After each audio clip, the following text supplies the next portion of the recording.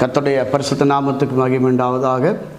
வதனம் தொலைக்காட்சி நேயர்கள் யாவருக்கும் ஆண்டவராகிய இயேசு கிறிஸ்துவின் நாமத்தினாலே அன்பின் வாழ்த்துதலை தெரிவித்துக் கொள்கிறோம். இயேசுவோடு நாம் இந்த நிகழ்ச்சியின் மூலம் உங்களோடு தொடர்பு கொள்வதில் மிகுந்த சந்தோஷப்படுகிறேன், மகிழ்ச்சி அடைகிறேன். கர்த்தராகிய தேவன் நம்மை ஆசீர்வதிப்பாராக. இன்றைய நாளிலும் கூட பரிசுத்தமுள்ள வேதத்திலிருந்து சில பகுதிகளை நாம் வாசித்து நாம் கர்த்தருடைய ஆசீர்வாதத்தை நாம் பெற்றுக்கொள்ளலாம். சங்கீதம் 103 சங்கீதம் 8 வசனத்தில் ஆண்டவராகிய கர்த்தருடைய வேதம் இப்படி சொல்லுது: கர்த்தர் உருக்கமும் இரக்கமும் நீடிய சாந்தமும் மிகுந்த கிருபையும் உள்ளவர். ஆண்டவரை குறித்து வேதம் சொல்லுது, கர்த்தர் உருக்கமானவர், இரக்கமானவர், நீடிய சாந்தமும் மிகுந்த கிருபையும் உள்ளவர் என்று சொல்லி வேதம் சொல்லுகிறது. இப்போ இதை விளக்குகிற நிறைய சம்பவங்களை பைபிளில் நாம் பார்க்க முடியும். மத்தேயு எழுதின சுவிசேஷத்தில் 8ஆம் அதிகாரத்தில் ஒரு சம்பவத்தை நாம் வாசிக்கலாம். 8ஆம் அதிகாரம் 1ஆம் வசனத்திலிருந்து நான் வாசிக்கிறேன். அவர் மலையிலிருந்து இறங்கின போது திரளான ஜனங்கள் அவருக்கு பின் சென்றார்கள். அப்பொழுது குஷ்டரோகி ஒருவன் வந்து அவரை பணிந்து, ஆண்டவரே, உமக்கு சித்தமானால் என்னை சுத்தமாக்க உம்மால் ஆகும் என்றான். இயேசு தமது கையை நீட்டி அவனை தொட்டு, எனக்கு சித்தமுண்டு, சுத்தமாகு என்றார்.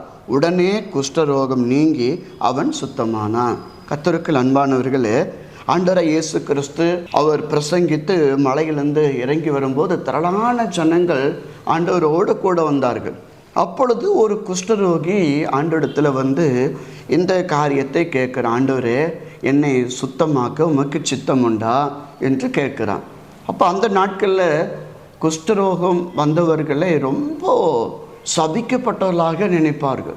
சமுதாயத்தில் அவர்கள் மிக மிக மிக அவர்கள் புறக்கணிக்கப்பட்டு தீண்டத்தகாதவர்கள் என்று சொல்லி அவர்கள் ஒதுக்கி வைக்கப்படுவார்கள்.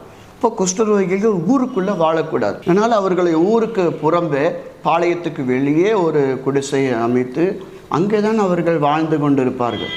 அப்படின்னா அந்த மனுஷனுடைய மனநிலை எப்படி இருந்திருக்குன்னு நினைத்து பாருங்கள். தனிமை என்பது எவ்வளோ கொடுமை இல்லைங்களா? குற்றவாளிகளைத்தான் அப்படி தனிமை சிறையில் அடைப்பார்கள். இப்போ அப்படிப்பட்ட ஒரு தனிமை வாழ்க்கையை வாழ்ந்தவர்கள் தான் இந்த குஷ்டரோகிகள். அவர்களை பார்த்தால் தீட்டு, அவர்களை தொட்டால் தீட்டு என்று சொல்லி ஜனங்களுக்குள்ள அவர்களை பற்றி ஒரு பயங்கரமான ஒரு காரியம் இருந்த ஒரு காலம் அது. 2000 வருஷத்துக்கு முன்னால் நடந்த சம்பவத்தை நாம் இந்த பைபிளை நாம் வாசிக்கிறோம். அப்போது அவர்கள் தேவாலயத்துக்குள்ளே வரக்கூடாது, ஊருக்குள்ளே வரக்கூடாது, சொந்த பந்தங்கள் ஊருக்குள்ளே இருப்பார்கள். அப்போது ஒரு தேவைன்னா என்ன செய்ய வேண்டும்? அவர்கள் என்ன செய்ய வேண்டும் என்று சொன்னால் கழுத்தில் ஒரு மணி அணிந்திருப்பார்கள். அவர்கள் ஊருக்குள்ளே வரும்போது மணி அடிச்சுக்கிட்டே வரணும். நான் குஷ்டரோகி வருகிறேன், எல்லாரும் ஓடிவிடுங்கள் அப்படின்னு சொல்லி மணி அடித்துக்கொண்டு வரணும். அப்போ அந்த சத்தத்தை கேட்குற ஜனங்கள்லாம் கதவு ஜன்னலெல்லாம் சாத்தி எல்லாம் உள்ளே உட்காந்துக்குவாங்க. காரணம், அவர்களை பார்த்தாலே தீட்டு என்று ஒரு ஜனங்களுக்குள்ள அப்படி ஒரு பாரம்பரியம், அவங்களுக்குள்ள ஒரு பழக்கம் இருந்தது. இப்படி குஷ்டரோகிகள் மிகுந்த ஒரு வேதனைக்குள்ளான ஒரு வாழ்க்கையை வாழ்ந்தவர்கள். அன்பானவர்களே, நீங்கள் நினச்சி பாருங்கள், ஒரு மனிதன் மரித்த பின்பு தான் அவருடைய சரீரம் அழுகி போகும் இல்லைங்களா? ஆனால் குஷ்டரோகிகள் உயிரோடு இருக்கும்போதே அவங்களுடைய சரீரம் அழுகும். கைகள் அழுகி போகும், முகம் அழுகி போகும், மூக்கு, காது எல்லாம் அழுகி போய் எவ்வளோ பெரிய வேதனை. இந்த மாதிரி ஒரு மனவேதனை யாருக்கு இருக்க முடியும்? அவ்வளோ ஒரு பயங்கரமான வேதனையுள்ள மக்கள். ஜனங்களும் அவர்களை புறக்கணித்து ஒதுக்கி தள்ளும்போது எப்படி இருக்கும்? இப்போ இந்த உலகத்திலேயே ஒரு நரகத்தை அனுபவிக்கிற ஒரு பாவப்பட்ட ஜென்மங்களாக அவர்கள் இருந்தார்கள். அப்படிப்பட்ட ஒரு மனுஷன் இயேசு கிறிஸ்து ஊருக்குள்ளே வந்திருக்கிறார் என்று கேள்விப்படுகிறான். உடனே அவன் தன்னை தேற்றி கொண்டு எப்படியாவது இயேசு கிறிஸ்துவத்தில் போய்விட வேண்டும், தன்னுடைய குறையை சொல்லி கர்த்தரிடத்தில் சுகம் பெற்று விட வேண்டும் என்று சொல்லி ஒரு ஆசையோடு அவன் வருகிறான். இப்போது திரளான ஜனங்கள் இயேசு கிறிஸ்துவை சுற்றி இருக்கிறார்கள். இப்போ குஷ்டரோகி ஒருவன் வந்த உடனேயே அந்த யூத ஜனங்கள் எல்லாம் செதறி ஓடிட்டார். குஷ்டரோகி வருகிறான்னு சொல்லி. என்னால் அவனை பார்த்தால் தீட்டை, அவனை தொட்டால் தீட்டை ஆகியனால எல்லாரும் ஓடி மறைந்து விட்டார். இப்போ இயேசு கிறிஸ்து மாத்திரம் அங்கே நிற்கிறார். வேதம் சொல்லுகிறது, கர்த்தர் இரக்கமும் உருக்கமும் நீடிய சாந்தமும் மிகுந்த கிருபையும் உள்ள தேவன். இப்போ தயங்கி அந்த மனிதன் ஆண்டஇடத்துல வருகிறான். வந்து அவன் ஆண்டஇடத்துல கேட்குறான், தெய்வமே என்னை சுத்தமாக்க உமக்கு சித்தம் உண்டா, விருப்பம் உண்டா என்று கேட்குறான். கர்த்தருக்கு எப்படி இருக்கும்? இதற்காகத்தான் பூமிக்கு வந்தேன், இழந்து போனதை தேடவும் ரட்சிக்குமே மனுஷகுமாரன் உலகத்துக்கு வந்தார் என்று சொல்லி வேதம் சொல்லுகிறதே. அப்படி அன்பின் தெய்வம் மனதுருக்கம் உள்ளவராய் வந்தார். அவர் மக்கள் மேலே மனதுருகினார். கஷ்டப்படுகிற மக்களை பார்த்து அழுதார். இயேசு கிறிஸ்து கண்ணீர் விட்டார் என்று வேதத்தில் நாம் வாசிக்கிறோம். அவர் எருசலேம் பட்டணத்தை பார்த்து அழுதார். மார்த்தாள், மரியாள் என்கிற சகோதரிகள், அவங்களுக்கு ஒரு சகோதரன் இருந்தான். அவன் மரித்து போன போது இந்த சகோதரிகள் அழுகிறதை பார்த்து இயேசு கண்ணீர் விட்டார். இப்படி மனதுருக்கமுள்ள தெய்வம். அவரிடத்துல வந்து இந்த குஷ்டரோகி கேட்குறான், தெய்வமே இயேசுவே என்னையெல்லாம் சுத்தமாக்குவீரா, எனக்கெல்லாம் சுகம் கொடுப்பீரா? இப்போ நிறைய பேர் சுகமடைகிறார். குருடர்கள் சுகமடைகிறார்கள், சப்பானிகள் சுகமடைகிறார்கள். அவங்கெல்லாம் வந்து அப்படி கேட்கல. அவர்கள் உரிமையோடு கேட்டார்கள், எங்களுக்கு சுகம் தாரும், எங்களுக்கு சுகம் தாரும் என்று. ஆனால் இந்த ஒரு மனுஷன் மட்டும்தான் வந்து எங்களுக்கெல்லாம் சுகம் கொடுப்பீங்களா ஆண்டவரே, எங்களையும் சுத்தமாக்குவீரா என்று கேட்குறான். இப்போ கர்த்தர் பைபிளில் வாசிக்கிறோம், இயேசு தமது கையை நீட்டி அவனை தொட்டு எனக்கு சித்தம் உண்டு, சுத்தமாகு என்றார்.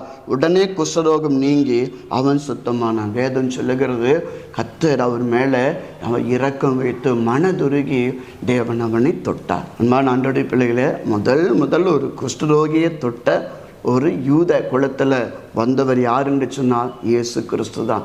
இயேசு அவனை தொட்டு, அவன் தூரமாக நின்று நீ சுகமாகு அப்படின்னு கர்த்தர் சொல்லலை.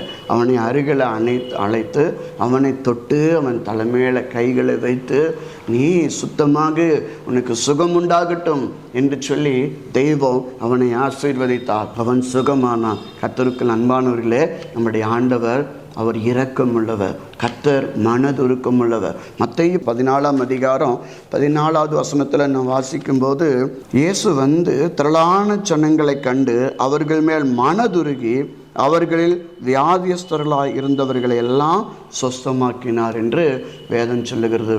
இப்போ இயேசு கிறிஸ்துவானவர் திரளான ஜனங்கள் வியாதியோடு அவரிடத்தில் வருகிறதை கண்டு கர்த்தர் அவர்கள் மேலே மனதுருகி அவர்களை சுகமாக்கினார். இப்போ கர்த்தரிடத்தில் வந்த எல்லாரும் சுகம் பெற்றார்கள். காரணம் ஆண்டோடைய இரக்கம், கர்த்தருடைய தயவு. இன்றைக்கும் தேவன் மாறாதவராய் இருக்கிறார். கர்த்தருக்குள் அன்பானவர்களே, அன்பின் தெய்வமாகி இயேசு கிறிஸ்துவினிடத்தில் நம்முடைய கவலைகளை, நம்முடைய பாரங்களை நம்ம கொண்டு வரும்போது கர்த்தர் மனதுருகிறார். ஆமாம், ஜனங்கள் என்ன சொல்வார்கள்? ஜனங்கள் நியாயம் தீர்ப்பார்கள். உனக்கு அப்படித்தான் ஆகும், இவனுக்கு இப்படித்தான் வேணும், அவனுக்கு அப்படித்தான், அதுதான் சரி என்று சொல்லி ஜனங்களோ மனுஷர்களை நியாயம் தீர்ப்பதற்கு ரொம்ப சீக்கிரமாக மனிதர்கள் ஜட்ஜ் பண்ணிடுவாங்க இல்லைங்களா? ஆனால் கர்த்தர் நம்மை உண்டாக்கின தெய்வமோ அவர் மனதுருக்கம் உள்ளவர். அவரிடத்துல நம்ம வந்து நம்முடைய பாரங்களை சொல்லும்போது, நம்முடைய கவலைகளை சொல்லும்போது கர்த்தராகிய ஆண்டவர் அவர் இரக்கம் செய்கிறவர், அவர் மனதுருக்கம் உள்ளவர். ஆகினால அந்த குஷ்டரோகி ஆண்டஇடத்துல வந்து அப்படி கேட்ட உடனே எல்லாரும் செதறி ஓடிட்டாங்க. ஆனால் படைத்த தெய்வம் நம்மை விட்டு போவாரா? நம்மை கஷ்டத்தில் விட்டுட்டு போவாரா? நம் கண்ணீர் விடுகிறதை பார்த்து தெய்வம் மௌனமாக இருப்பாரா? கர்த்தருக்கு அன்பானவர்களே, நம் தேவன் அவர் இரக்கமுள்ளவர். மனிதர்கள் கைவிட்டாலும் கர்த்தர் ஒருபோதும் நம்மை கைவிடவே மாட்டார். ஆகினால தேவச்சனமே, கர்த்தருடைய பிள்ளைகளே, என்ன பாரமாக இருந்தாலும் தயங்காமல் ஆண்டஇடத்துல வரலாம். இப்போ தேவன் ஒருத்தரையும் புறக்கணிப்பதில்லை, ஒருவரையும் புறம்பே தள்ளுவதில்லை. படைத்த தெய்வம் நாம் அவரிடத்துல வரும்போது அவர் சொந்த பிள்ளைகளாக நம்மை அணைத்து நம்மை ஆசீர்வதிக்கிறவர். யாதொரு பாரபட்சமும் ஆண்டஇடத்துல இல்லை.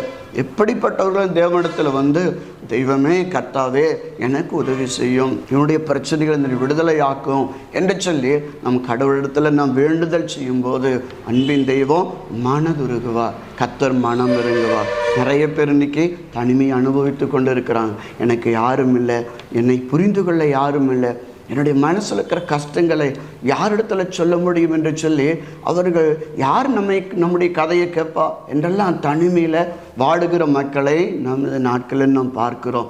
எல்லாருக்கும் அன்பானவர்களே, உங்களுக்கு ஒரு நற்செய்தியை சொல்லுகிறேன். கர்த்தராகிய இயேசு கிறிஸ்து உங்களுக்காக காத்திருக்கிறார். நீங்கள் கர்த்தரிடத்தில் வருவீர்களானால் அன்பு தகப்பன் உங்களை ஆசீர்வதிப்பார். உங்களுடைய காரியங்களை பொறுமையோடு கேட்பார். ஜனங்க அவசர உலகத்தில் இருக்கிறாங்க இல்லைங்களா, சீக்கிரமாக சொல்லுவாங்க, ஆமாம் இழுக்காதேன்னு சொல்லுவாங்க. நம்ம யார் புரிந்து கொள்ளுவார் இந்த அவசர உலகத்தில்?